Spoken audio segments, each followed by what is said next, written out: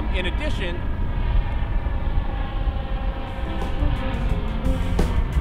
helicopter.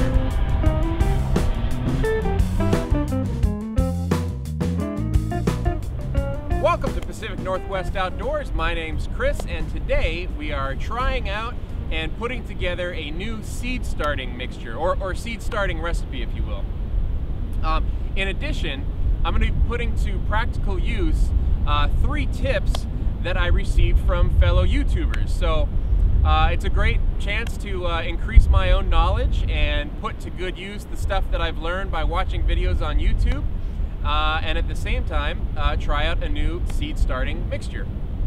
So the first tip is the actual seed starting mixture itself, and that comes from Double Dog Farms in San Juan Island, Washington. So they're pretty close to where I am as far as climate zone, and they gave me a great tip that is their seed starting mixture seems to work very well for them, so I figured I'd try it out. The recipe that they gave me is 1 part coconut coir, 1 part perlite, 1/2 part compost or sifted compost, and 1/2 part sand. So the seed starting mixtures that I've used historically are pretty heavy on the compost and the peat moss or coconut coir, and not so much on the perlite, which I think has been a mistake. And so I'm going to try out this new mixture. It sounds like it'll be nice and light and fluffy, and the seeds will love it a lot. So really looking forward to seeing the results and how it works. The first ingredient I'm putting together is the sand. So I have pretty much all of the other ingredients, or at least good substitutes for all the other ingredients, and the only thing I didn't have was the actual sand itself. So I was thinking, well, I got to go down to the hardware store, see if I can buy a bag of sand. I don't know how much that is, probably $4 or $5 or something. And then I came to realize that that's kind of one of my more senior moments, if you will, because I live within walking distance of the ocean, and I have a very much unlimited amount of sand at my disposal. So I brought a bucket down. We're going to gather some sand and get that started for the first part of the seed starting mix. Alright, so the next ingredient on the list is coconut coir. Now, I don't actually have any coconut coir, but I do have a pretty reasonable substitute, and that is peat moss. So the difference between coconut coir and peat moss is that coconut coir is a very renewable resource, whereas peat moss is not. I mean, peat moss does renew, but it's not renewing as fast as humans are depleting peat moss. So you're really not supposed to buy it anymore.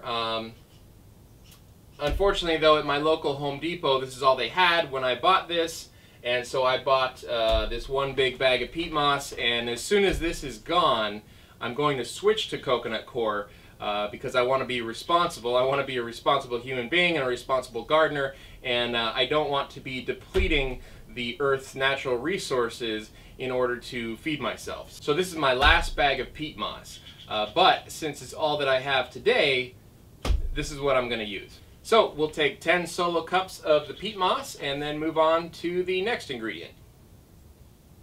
Okay, the next ingredient on the list is perlite. Perlite is a very nice white fluffy material that's used for helping to aerate the soil. Now, if you go into your local hardware store, Home Depot or Lowe's, you'll usually find 2 very similar items, perlite and vermiculite. They're both light, they're both white, they're both fluffy, but there is a pretty significant difference between the two. They are both used to aerate soil, but where perlite is better for draining your soil, so better for more humid and wet climates, vermiculite is used for helping to retain more of the moisture in the soil. So out here in the Pacific Northwest, we want to drain our soil better, not hold on to the moisture. We want it to be in and then out. So that's why we use perlite up here, and that's the next ingredient on the list. The next ingredient is sifted compost. And I've got compost, but I don't actually have a compost sifter. So of course, to have sifted compost, you need a compost sifter. So what I'm going to do is just build one. I've needed one for a while, so about time I get around to this. Basically what I'm going to do is I found a compost sifter build video on YouTube from the legend, John Kohler with Growing Your Greens. And I'm basically going to do a variation of that. I got some hardware cloth. This is half-inch hardware cloth. John Kohler actually used 1/4 inch, but I'm just going to do 1/2 inch. Some of the bigger pieces will fall through here, but it should be good enough. Also, he used 2x4, so it was a little bit heavier duty. For mine, I'm just going to use 2x2s. These 2x2s I got for about $1 each at Home Depot, and then I'll frame it out with some 1x2s, which these were also about $1 each. The first thing to do is line it up and just make sure that it's going to fit in my wheelbarrow very nicely, and then just measure off the pieces, cut what I need, and build it out.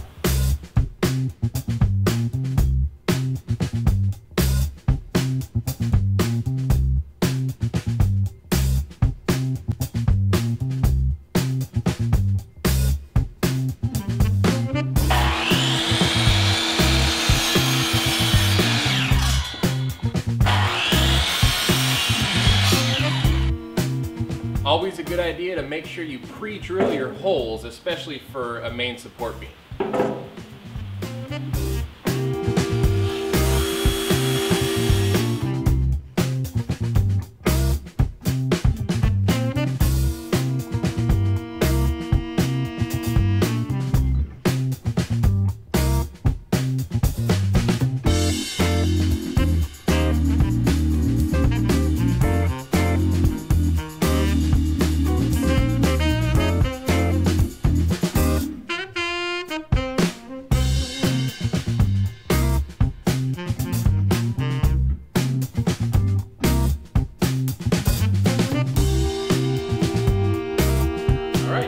One compost sifter.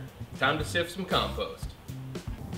This little pile of compost here is what's left of a delivery that I had about a year ago of 2 full yards of compost, and it's getting pretty slim, so I'm gonna have to have some more compost delivered soon because the compost piles that I have working around the property, I don't think I did them right, so I'll give it another shot, but for now I'm gonna use up most of the rest of this compost and try out my new sifter.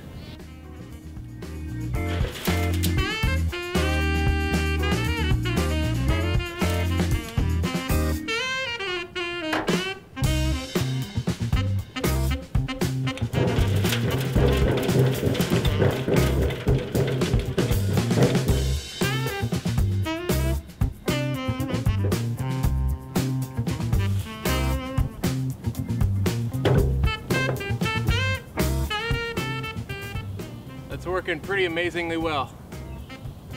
Okay, I've got my sand, my sifted compost, my perlite, and my peat moss, and it's time to get everything in this wheelbarrow and mix it all together.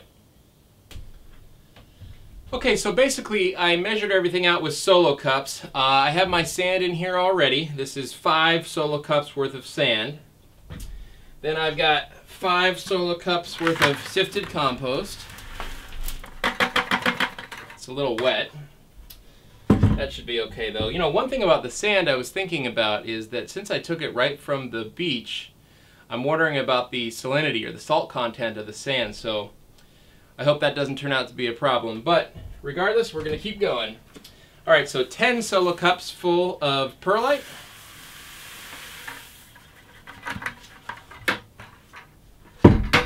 And 10 solo cups full of peat moss.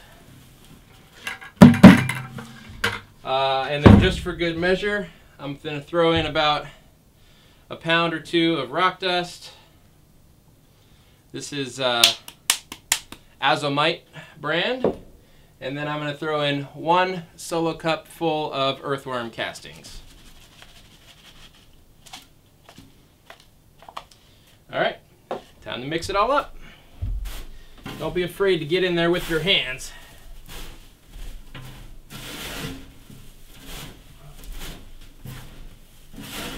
Should have probably taken my wedding ring off for this.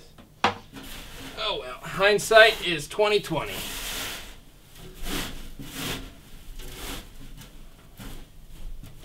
I'm sort of crushing up the big clumps of sand and peat moss that I see. All right, so there we have it. That's pretty well mixed, and it's actually it's pretty light and fluffy. The sand definitely adds a little bit of weight to it, but overall, I think this is going to be pretty good. Get a closer look there.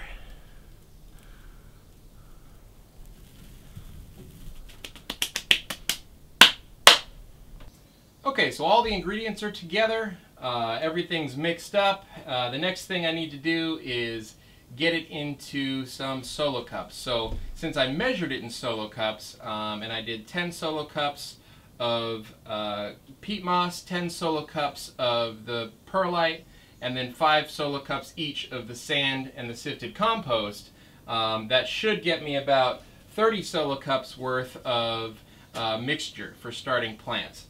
So the final tip that I have from a fellow YouTuber is from the man, the MIGardener, and that is solo cups and a boring bit.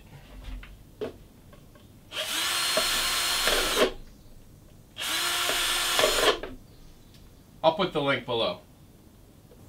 So that's my new seed starting mix. I can't wait to see it in action and see how much better my plants do now that I have a proven seed starting mix that hopefully will work really well in my climate. One of the key takeaways, and one of the reasons that I wanted to make sure that I stressed that I was following tips from other YouTubers is because of a sort of method that I like to follow in life. And it's not just about gardening, it's really about anything. And it's ABI, always be improving. Right, so it's very important to think about ways that we can improve, and you know, in all aspects of life at all times. You can always do better at something is really the point. I mean, case in point, yesterday I didn't have the capability of making this seed starting mix that I have now. So since yesterday I've improved.